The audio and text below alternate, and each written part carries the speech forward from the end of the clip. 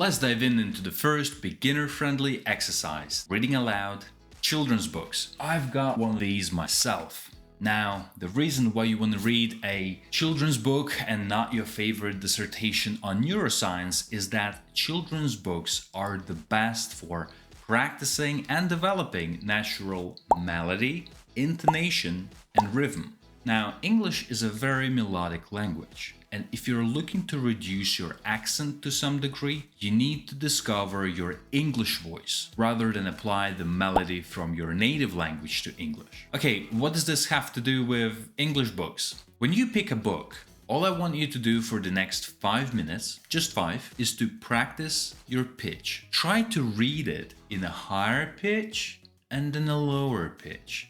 Try to play with different intonations. The goal is to become familiar with the capabilities of your voice and use it when you need it. Now, it'll feel unnatural. It'll feel like you're faking it, but that's okay. It's your voice, it's not fake. You feel fake because you just haven't used this enough. When you're practicing your pronunciation, next time you feel fake, tell yourself, it's not fake, it's just new. Remember, English intonation, rhythm and melody is different from your native language, and this is why oftentimes you'll feel fake until you get used to it.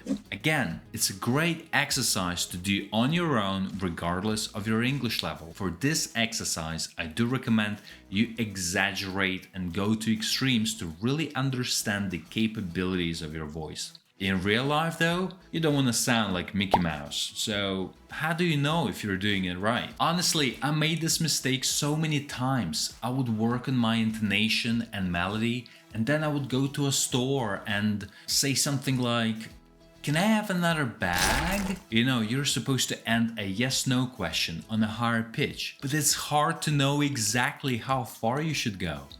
I find that I get into these situations less often now, yeah.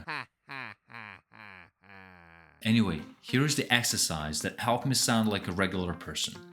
It's called shadowing. And I know many of you have heard of this technique before, but if you haven't, shadowing is essentially repeating after a native speaker, trying to imitate their intonation and pronunciation. It's one of the best exercises that you can do, but I'm also going to give you some tips on how to take it further and make your shadowing sessions even more effective.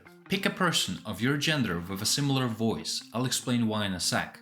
For this task, interviews and podcasts are the best because they're closer to real-life speech. Again, you don't want to sound like a serial killer from your favorite TV show. Then simply listen to a single sentence or a few sentences if they're connected and repeat trying to sound like the narrator. You should hear that you're in sync with the person. It's the best to slow down the video and gradually increase speed until you reach normal speed. Now, let me show you this game-changing tool to take this to another level. This will help you to get a better sense of how well you're doing by comparing your pitch to what a native-like pitch looks like. This is why I mentioned finding a person with a voice similar to yours. Phil, what about you? Do you think you should turn over a new leaf?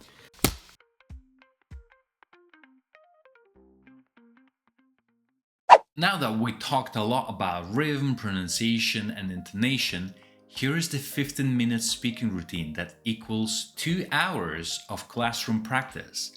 Here are 4 steps to make the most of your practice and avoid common mistakes. Step 1. Always plan the topic you want to talk about. Start with something simple, yet common. For example, knowing how to talk about a recent TV show you watched or a book you read will go a long way, because this is what most of us talk about these days. Step number 2. Do a little research to note down phrases, vocabulary, or collocations that are common when talking about this topic. I'll include all the resources I've mentioned and the sites I found particularly useful for this step in the description below, so check it out. Challenging yourself to use new vocabulary or grammar patterns is essential. Remember, we want to improve our speaking, not just comfortably talk about the same topics over and over again, using only words we're already familiar with. Without this step, this practice is useless. Step number 3, record yourself. Now, I know you don't like it, but it's the only way to review your practice and correct yourself. So do it in the easiest possible way to make sure you're consistent. If you don't want to record video, you can do audio. You can create a chat in WhatsApp or Telegram with no other people there and drop your recordings there. Imagine if you're recording a voice note to your friend. If you do this, you'll progress much faster than 99% of students who don't record themselves, and it's really not that scary, but it makes a huge difference in your studies. Step number 4, review. Now, don't watch the video or listen to the audio you recorded right away. You'll be too critical. Only analyze the video after 24 hours. Trust me, this works.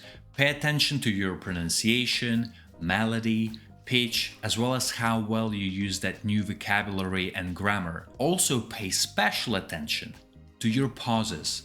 If you struggle to find the right word or use a grammar expression, then this is a sign that you need to work on it.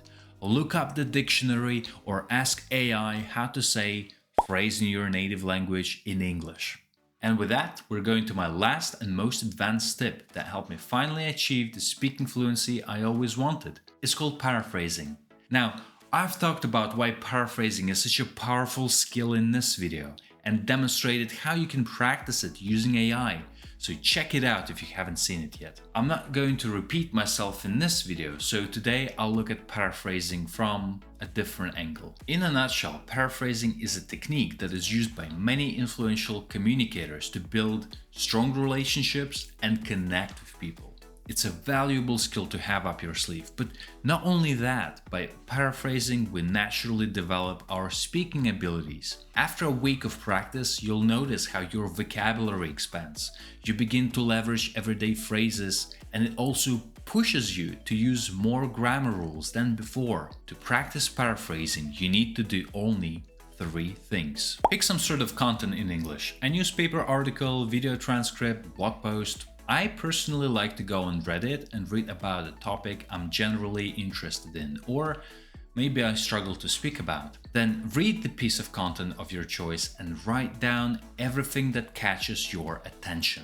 A new vocabulary item, an interesting grammar usage, or a quirky expression. Then imagine you have to explain this content to your friend who knows nothing about it.